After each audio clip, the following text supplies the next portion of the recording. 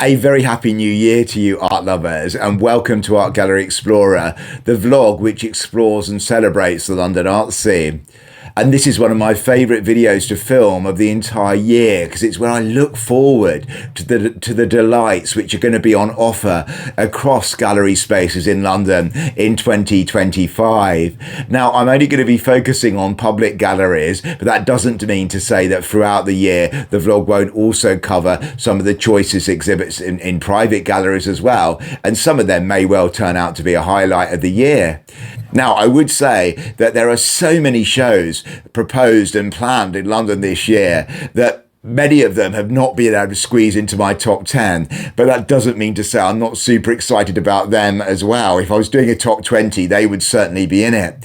So Jenny Saville at the National Portrait Gallery, Lee Bowery at Tate Modern, Picasso with a show focusing on his Free Dancers works, also at Tate Modern, Peter Doig at the Serpentine Galleries, Ed Atkins at Tate Britain, are all shows that I'm anticipating with relish, but they have not quite made my top 10. Don't worry, they will be covered on the vlog in 2025. But without any further ado, let's run down from 10 to 1 of my top 10 most anticipated shows in London. And coming in at number 10 is an exhibition focusing on the work of American great Kerrie James Marshall, which opens at the Royal Academy in September. I can't wait for this exhibition because it's long overdue in my opinion. Kerrie James Marshall is potentially one of America's greatest contemporary artists, and his portrayals of African American life have not been seen enough in the UK. So this is going to be a huge treat. It's going to be a big show, and I'm led to believe it's going to include some new work specifically produced for this exhibition, as well as some classics as well. I'm hoping for a survey which allows me to really engage and explore with this contemporary painter's work, and I'm really excited for it. In ninth place, hitting Tate Modern on the 1st of May 2025, is an exhibition or a survey of works by South Korean artist Ho Suh. Now, Ho Suh was covered on the vlog last year in a fantastic show focusing mainly on his works on paper in Edinburgh. It also did include some of his seminal fabric sculptures. And the show at Tate Modern is going to expand on this exploration of this artist and be bigger, be more like a full survey. I thought that the show in Edinburgh was one of my highlights of 2024, so this is hopefully going to be a highlight of 2025, and I can't wait to bring this exhibition to you. It's going to be really interesting, and I think the gallery spaces at Tate Modern are going to be able to be filled with these huge fabric sculptures. I'm really interested in them. In 8th place is a show focusing on the work of First Nation Australian artist Emily Kngwarreye. She is an artist who has not been shown that much in the UK, but has a huge reputation down under. She only started producing work in her 70s and then produced over 3,000 works of art.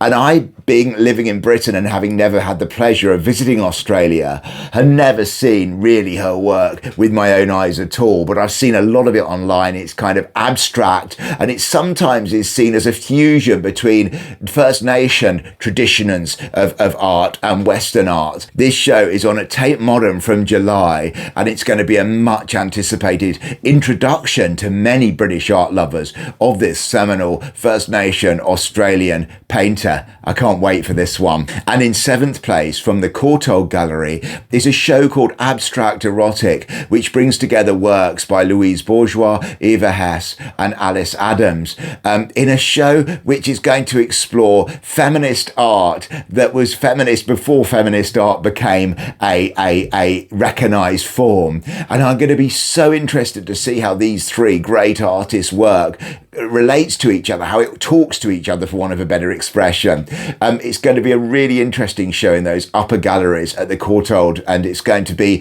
one, and there's also going to be some paperworks in a separate smaller exhibition by Louise Bourgeois, who's going to be having quite a year of it as well. So watch this space for this one. I can't wait. And in 6th place from the 11th of April at Camden Arts Centre is a show by 2009 Turner Prize winner Richard Wright. I'm excited excited about this exhibition because I find his work aesthetically intriguing.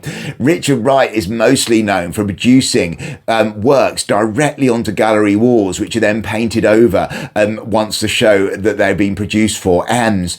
And his works are often eye-popping, often elements of sort of op art and illusion as well.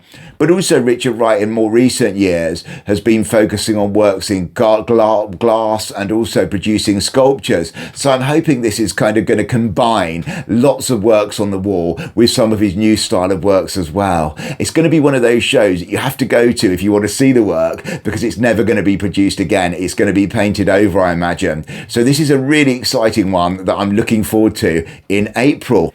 And landing at the National Portrait Gallery in March is a show focusing on Norwegian master Edvard Munch. There's been several Munch shows over the last few years in London, including one at the Courtauld Gallery and also one at the British Museum. But I'm really interested in this one because it's going to be focusing on not the screen, not those pictures of existential angst, but his portraits.